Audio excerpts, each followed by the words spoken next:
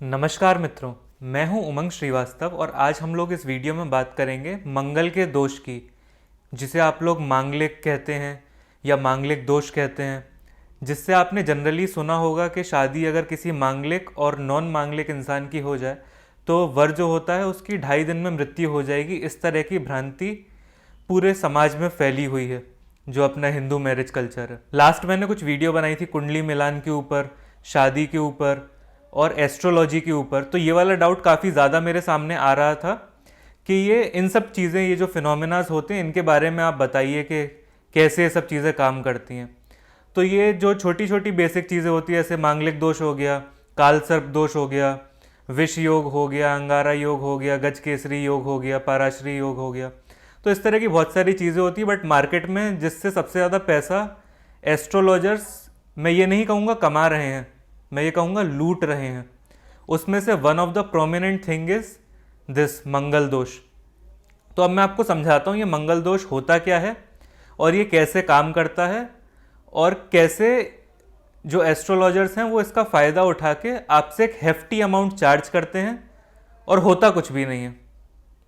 तो समझिए, जो हमारी वैदिक एस्ट्रोलॉजी है उसमें मांगलिक दोष किसे हम लोग कहते हैं, जब मार्स आपका first, fourth, seventh, tenth and twelfth in houses में होता है, उसे हम मांगलिक दोष कहते हैं।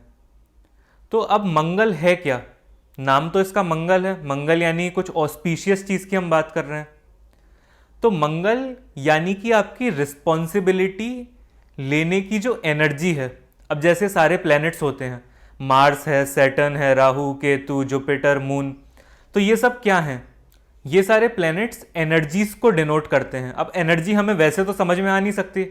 अब जैसे आपके अंदर एंगर की एनर्जी है, इमोशन में सौरो है, फियर है, इस तरह की जो एनर्जीज हैं उन्हें आप डायरेक्टली कैसे समझ लोगे?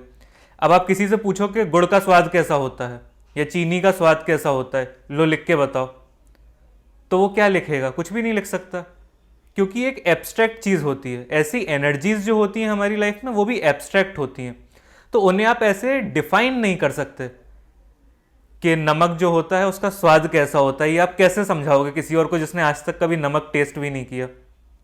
तो यहाँ पे ये प्लैनेट्स जो हैं इनका रोल आ जाता है। तो देखो सारी चीज़ें कैसे कनेक्टेड हैं।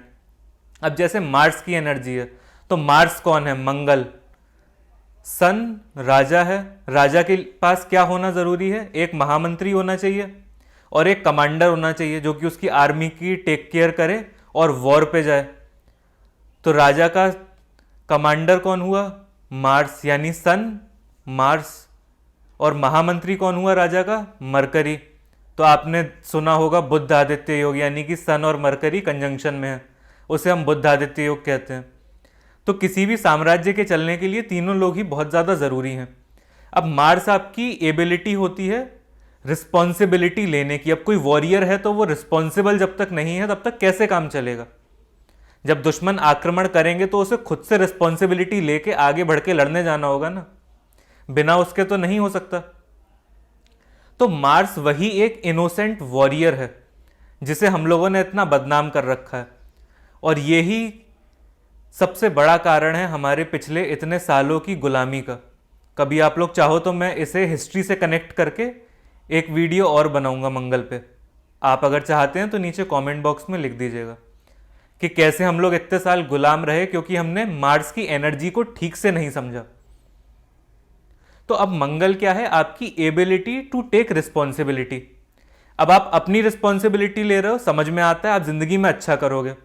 सुबह उठ के आपने अपनी पूरी रिस्पॉन्सिबिलिटी ली, आपने अपना बिस्तर ठीक से लगाया, आप काम पे गए, काम आपने ठीक से किया, और जो कुछ भी चीज़ें हैं अपनी लाइफ को सपोर्ट करने वाली वो सब आपने ठीक से करी। तो आपने अपनी रिस्पॉन्सिबिलिटी अच्छे से ली और उसे निभाया। तो ये तो हो गया मार्स की रिस्पॉन्सिबिलिटी आपके लिए। अब आपका मार्स हैवी है, यही होता है मंगल के दोष में। मैं इसे दोष नहीं कहूँगा, बट जब आपका मार्स हैवी होता है तो जनरली इसे इंडस्ट्री में यानी कि एस्ट्रोलॉजी में मंगल का दोष बोलते हैं। तो अब आपकी रिस्पॉन्सिबिलिटी की लेने की क्षमता बहुत ज़्यादा बढ़ गई। तो अब आप अपनी रिस्पॉन्सिबिलिटी लोगे, अपने साथ वालों की रिस्पॉन्सिबिलिटी लोगे, और यही फिर कारण बनता है मैरिटल डिस्कॉर्ड का या फिर घर में कलेश का। अब जैसे आपका स्पाउस है, आप उसकी बहुत ज़्यादा जिम्मेदारी लेने लगो कि तुम्हें चश्मा इस रंग का पहनना है, ऐसा नहीं पहनना, घर में ऐसे पर्दे लगेंगे, ये नहीं लगेगा, फ्लोर क्लीनर ये वाला यूज़ करना है, ये यूज़ नहीं करना, फ़ोन ये खरीदना है, ये नहीं खरीदना। आप पूरी उसकी ज़िंदगी एक तरह से डिक्टेट करने लगो। तो किसी भी इंसान को गुलामी की ज़िंदगी नहीं पसंद आती कि उसके सारे निर्णय कोई और ले रहा है, कि साड़ी तुम इस कलर की पहनो या इस कलर की, सूट अगर तुम पहन रहे हो तो वो पीटर इंग्लैंड का होना चाहिए या लुई फिलिपी का होना चाहिए। तो ऐसे करके अगर जब सामने वाला इंसान आपकी बहुत ज़रूरत से ज़्यादा जिम्मेदारी लेने लगे तो वो आपको अच्छा नहीं लगता। इस वजह से शादियों में खटपट होनी स्टार्ट हो जाती है। और ये जनरली किन लोगों के साथ होता है? जिनकी मार्शियन एनर्जी यानी कि रिस्पॉन्सिबिलिटी लेने की क्षमता ज़रूरत से ज़्यादा होती है। लिमिट में सारी चीज़ें अच्छी लगती हैं। किसी को एकदम ऐसा इंसान नहीं पसंद आता जो क्राइसिस के टाइम में भाग खड़ा होए। हर किसी को वॉरियर और चैंपियन इंसान अच्छा लगता है। तो अब ये जो मार्स की एनर्जी है, ये जब बहुत ज़्यादा बढ़ जाती है तब ये सूट नहीं करती। अब इसका दूसरा एस्पेक्ट समझते हैं। जब मार्स प्लेनेट या फिर मार्शियन एनर्जी किसी और एनर्जी के साथ कंजंक्शन में आ जाती है, जैसे मार्स एंड सैटर्न यानी शनि, ये दोनों साथ में आ गए तो ये क्या करेंगे? शनि है एक साइड तो जस्टिस देने वाला और दूसरी साइड में बहुत नीचे स्टैंडर्ड का इंसान, तो उससे मार्स में फ्लूइडिटी आ जाएगी यानी काइयापन आ जाएगा मार्स के अंदर। मार्स के साथ अगर वीनस जुड़ गया, वीनस क्या है? Love, luxury, your spouse. तो जब ये वाली चीज मार्स के साथ आ जाएगी तो मार्स फिर मल्टीपल रिलेशनशिप्स बनाएगा, तो उसमें फिर इनफिडेलिटी और इस तरह की चीजें आ जाती हैं। जब मार्स इसी तरह से राहु के साथ आता है तो राहु मार्स को कंट्रोल करने की कोशिश करता है, क्योंकि राहु दैत्यों का सेनापति है। तो दोनों एक दूसरे को कंट्रोल करने की कोशिश करते हैं, उससे बहुत ज़्यादा ट्रबलसम सिचुएशंस खड़ी हो जाती हैं। तो ऐसे करके मार्शियन एनर्जी जिस जिस प्लेनेट के साथ जाएगी उस प्लेनेट के जैसा मार्स का रंग होता जाएगा। अब जैसे मार्स और मून है, मून यानी आपकी मदर, आपके इमोशन, इस तरह की चीज़ें। तो जब मार्स मून के साथ आएगा तो एक वॉरियर है, उसकी ज़िंदगी में इमोशन का बहुत ज़्यादा रोल नहीं होता। अब जो सरहद पे सेना खड़ी है, हमारे जवान खड़े हैं, उनके अंदर अगर इमोशन आ जाए कि मुझे सामने वाले को नहीं मारना, उसके भी तो बच्चे होंगे, ये होगा वो होगा, 10 तरह की चीज़ें वो सोचने लगे अर्जुन की तरह कि मैं युद्ध क्यों नहीं लड़ूंगा, तो फिर वो वहाँ पे सरहद पे टिक नहीं पाएगा। तो इसलिए मार्स के साथ मून को भी अच्छा नहीं माना गया। तो सारी चीज़ों का एक लॉजिक है, और जब आप उसे लॉजिकल बेंट ऑफ माइंड से सोचते हैं तब आपको चीज़ें एकदम क्लियर आउट होती हैं। और वही सारा कुछ हमारे शास्त्रों में एज अ स्टोरी समझाया गया है, क्योंकि इमोशंस को और एक्सप्रेशंस को या किसी एब्स्ट्रैक्ट आइडिया को समझना एकदम सीधा सीधा पॉसिबल नहीं होता। अब जैसे जैसे मार्स इन सब चीज़ों के साथ आएगा उसका बिहेवियर चेंज हो जाएगा। तो अब हमने ये समझ लिया कि मार्स का बिहेवियर कैसे चेंज होता है और मार्स होता क्या है। तो अब नेक्स्ट आते हैं कि मार्स का बिहेवियर कितने हद तक चेंज हो सकता है। अब देखो, मार्स तो एनर्जी है। अब मार्स की एनर्जी एक गुंडे की भी हो सकती है और एक रक्षक की भी हो सकती है, आतंकवादी की भी हो सकती है और सेना में काम कर रहे जवान की भी हो सकती है। तो अब ये एक्सट्रीम्स वेरी कैसे करते हैं? जब मार्स करप्ट होने लगता है, यानी कि आपकी मंगल की एनर्जी जो है वो गलत साथ में, गलत संगत में आ जाती है, तब वो करप्ट हो जाता है। तब आपको जैसे जनरली ईव टीजिंग के केसेस होते हैं, लड़कियां छेड़ना और इस तरह की जो गुंडागर्दी करते हैं लोग, वो मार्स की नेगेटिव एनर्जी का प्रभाव उनमें ज़्यादा है। अब उन्हीं लोगों की शादी अगर हो जाएगी जिनमें मंगल दोष भी है और ये वाला करप्ट बेंट ऑफ माइंड भी है, तो उनकी मैरिज में तो कितने ज़्यादा कलेश होंगे। और वहीं पे जो दूसरा इंसान है जो कि रिस्पॉन्सिबिलिटी बहुत अच्छे से लेता है, शिविलरस इंसान है, यानी कि उसके अंदर डिसेंसी है, दूसरे जेंडर के प्रति रिस्पेक्ट है, तो उसे अगर कोई स्ट्रांग पार्टनर मिला जो कि करप्ट एनर्जी वाला है तो वहां पे खटपट होने का चांस है। कोई स्ट्रांग पार्टनर मिला जिसकी भी मार्शियन एनर्जी वैसी ही है, तो एक घर में 2 सेनापति नहीं हो सकते, किसी एक को डोमिनेंट रहना पड़ेगा भले से ही कुछ एस्पेक्ट में, और एक को सबमिसिव होना पड़ेगा। तो ऐसे करके वहां पे नहीं चलेगा। अब कोई बहुत स्ट्रांग मार्स वाला इंसान है जिसका पॉजिटिव मार्स है और उसका जो पार्टनर है वो हल्का सा वीक है, यानी कि वो ऑर्डर अच्छे से फॉलो कर लेता है बट खुद उसकी डिसीजन मेकिंग उतनी अच्छी नहीं है। तो अब देखो, किसी का मंगल बहुत बढ़िया है जिसे हम लोग मांगलिक दोष बोलते हैं, मंगल का दोष बोलते हैं, बट इस वाले केस में जब वो रिस्पॉन्सिबिलिटी ले रहा है, सामने वाला इंसान उसे फॉलो कर रहा है, उनकी मैरिड लाइफ एकदम ठीक चलेगी मंगल दोष होने के बावजूद भी। तो ऐसे करके हमें एनर्जीज को समझना होता है। मेन फोकस हमारा एनर्जीज पे होना चाहिए कि हम कैसे एनर्जीज को ठीक कर सकते हैं और कैसे उन वाली एनर्जीज को अपने अंदर ला सकते हैं। अब जिसकी मार्शियन एनर्जी अच्छी है उसे डर नहीं लगता है, एकदम वॉरियर की तरह डट के खड़ा रहता है वो डिफिकल्ट से डिफिकल्ट सिचुएशन में, तो ऐसा इंसान किसे अच्छा नहीं लगेगा। तो इसीलिए जो ऑपोजिट जेंडर है, स्पेशली फीमेल्स को हम वीनस के साथ एसोसिएट करते हैं, तो वो फीमेल्स जो हैं वो मार्शियन एनर्जीज से अट्रैक्ट होती हैं और जिनके पास मार्स प्लस वीनस का कॉम्बिनेशन होता है उनसे बहुत ही ज़्यादा अट्रैक्ट होती हैं। तो इन सारे प्लेनेटरी कॉम्बिनेशंस पे आपका क्या है, कैसे है, इन सारी चीज़ों की अगर आपको डिटेल जाननी है और समझना है कि आपकी लाइफ का प्रोग्रेशन कैसा रहेगा और कैसा रहा था एस्ट्रोलॉजी की मदद से, तो आप मेरे दिए गए नंबर पे मुझे व्हाट्सएप पे कनेक्ट कर सकते हैं। तो अब आते हैं कि आपकी मार्शियन एनर्जी खराब है तो वो ठीक कैसे होगी, और अगर वो लो है यानी कि पॉजिटिव है बट लो है तो वो कैसे सही होगी। तो यहाँ पे जो मैं बात कर रहा हूँ ये बहुत जनरलाइज्ड कॉन्टेक्स्ट में है, इस चीज़ को आप ध्यान रखिएगा। आपके प्लैनेट्स की पोजीशनिंग कैसी है, स्पेसिफिक आपके केस में वो चीज़ कैसे काम करेगी, वो चार्ट टू चार्ट बेसिस पे वेरी करता है।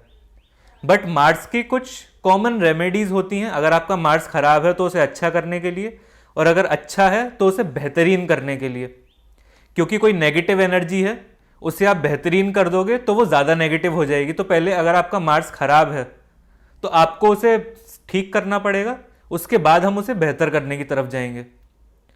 तो उसमें कुछ जो छोटी छोटी रेमेडीज़ हैं वो मैं आपको बता देता हूँ। बाकी अगर आपको आपके केस की टेलर मेड रेमेडी चाहिए तो उसके लिए आप नीचे दिए गए नंबर पे व्हाट्सएप करके कनेक्ट कर सकते हैं। तो समझिए, मार्स जो है वो ओरिजिनेट कहाँ से हुआ। तो हमारी जो हिस्ट्री है, जो हमारी माइथोलॉजी है, उसमें एक कथा है, कथा प्रजापति दक्ष की, जिस कथा में वीरभद्र का ओरिजिन हुआ। वो कथा आप लोग अगर इंटरेस्टेड हो तो यूट्यूब पे देख लेना, और अगर चाहते हो मैं समझाऊं उसे इन्हीं सब एस्पेक्ट्स को ध्यान रखते हुए तो मुझे बता देना, मैं समझा दूंगा। तो अभी बहुत ज़्यादा टाइम आपका ना वेस्ट करते हुए, तो ऐसे करके एक कथा है प्रजापति दक्ष की। तो वहाँ पे वीरभद्र का ओरिजिन हुआ। वीरभद्र आप समझ सकते हैं ट्रू मार्शियन स्पिरिट, एकदम वॉरियर। तो वो वॉरियर जो है उसने दक्ष की पूरी सेना को ख़त्म कर दिया और दक्ष को बीहेड कर दिया, यानी उसका सिर काट दिया। तो ऐसी जब वीरता वाली चीज़ें आपके दिमाग में जाती हैं उससे आपकी मार्शियन एनर्जी बढ़ती है। अब वीरता इन अ पॉजिटिव सेंस होनी चाहिए। ऐसा नहीं कि आप हिटलर की कहानी पढ़ रहे हो, स्टेलिन की कहानी पढ़ रहे हो, उससे आपका मार्स स्ट्रांग होगा। नहीं, ऐसा नहीं होगा। आपके अंदर पॉजिटिव चीज़ें जानी चाहिए, और पॉजिटिव चीज़ें भी जिसमें वॉरियर की स्पिरिट हो। तो उसमें सबसे अच्छा क्या हो सकता है? हनुमान चालीसा। अगर आप हनुमान चालीसा का पाठ करते हैं डेली तो आपकी मार्शियन एनर्जी यानी आपका जो मंगल है वो अच्छा हो जाएगा। अब आपको उसकी पावर को स्ट्रॉन्ग करना है। आपका मंगल पहले से अच्छा है, आप अच्छी तरह से लोगों की रिस्पॉन्सिबिलिटी लेते हैं, टॉक्सिक नहीं है आप। जो एक टॉक्सिक मस्कुलिनिटी, सिग्मा मेल और इस तरह की चीज़ें जो चल रही हैं आजकल मार्केट में, वो नहीं है आपके अंदर। तो आप क्या कर सकते हैं? आप पजल्स को सॉल्व कर सकते हैं। पजल्स जैसे अखबार में सुडोकू आता है, अलग अलग वर्ड पजल्स आते हैं, इस तरह की पजल्स को जब आप सॉल्व करेंगे उससे आपकी मार्शियन एनर्जी बढ़ेगी।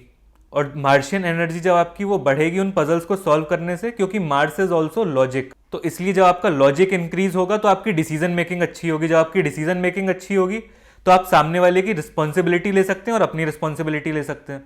मंगल आपका मजबूत होगा। तो ये मैंने आपको 2 रेमेडीज़ बताई। बाकी फिर मैं आपको दोबारा से बता रहा हूँ कि अगर आपको अपने चार्ट के हिसाब से पर्सनलाइज रेमेडी चाहिए तो उसके लिए आप कनेक्ट कर लेना। ये जनरल रेमेडीज़ हैं, ये आपको एक जगह तक ही पहुंचाएंगी, बट आपकी ज़िंदगी में अगर, आपकी लाइफ में अगर पीड़ा ज़्यादा है और आपको लग रहा है कि वो इन सब एस्पेक्ट्स की वजह से आ रही है, तो आप कनेक्ट करेंगे मेरे से, तो मैं आपको टेलर मेड सॉल्यूशन दूंगा। ये जनरल एडवाइस है। पब्लिक प्लेटफॉर्म पे वो वाली चीज़ें शेयर नहीं कर सकते, क्योंकि वो हर किसी के केस में काम नहीं करती। ये चीज़ आप भी समझ रहे होंगे। तो बताइए वीडियो आपको कैसी लगी। अगर आपको ये वीडियो अच्छी लगी तो इसे लाइक करिए। अभी तक आपने चैनल को सब्सक्राइब नहीं किया तो इसे सब्सक्राइब करिए, और इस वीडियो को आगे शेयर करिए अपने फैमिली व्हाट्सएप ग्रुप्स में, और लोगों को अवेयर करिए कि ये जो धंधा चल रहा है इसका लॉजिक क्या है। बस आपको लॉजिक समझना है, जानने की ज़रूरत है। अभी हम लोगों ने क्या कर रखा है, हमने मान लिया है। जिस दिन हम जान लेंगे उस दिन ये सारी समस्या हमारी ज़िंदगी में नहीं आएंगी। मिलते हैं नेक्स्ट वीडियो में। Thank you very much.